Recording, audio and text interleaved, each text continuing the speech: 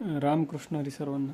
एक नेटवर व्हिडिओ पाहत असताना जेलमधल्या कैद्यांचा व्हिडिओ आलेला होता आणि ते अशी मुलाखत देत होते की त्यांनी योगा, ध्यान, प्राणायाम केल्यामुळे त्यांना जो काही ताणतणाव येत होता, त्यांना पश्चाताप व्हायच्या गोष्टींचा, भरपूर टेन्शनमध्ये असायचे की असं घडलं तसं घडल्या गोष्टी, कुणाला पश्चाताप होत असेल, कुणाला काही, की आपण असं नाही करायला पाहिजे होतं. आणि खूप ते लोक ताणतणावामध्ये असायचे.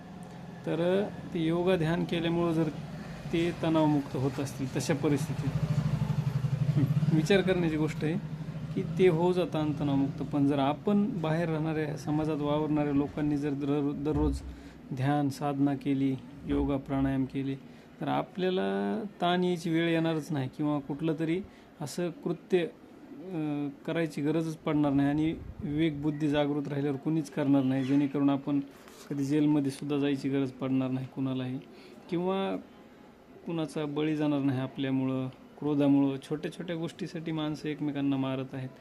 तर अशा गोष्टींपासून आपण वाचू शकतो. सातत्यपूर्ण योग, ध्यान, प्राणायाम करायला पाहिजे. रामकृष्ण हरी.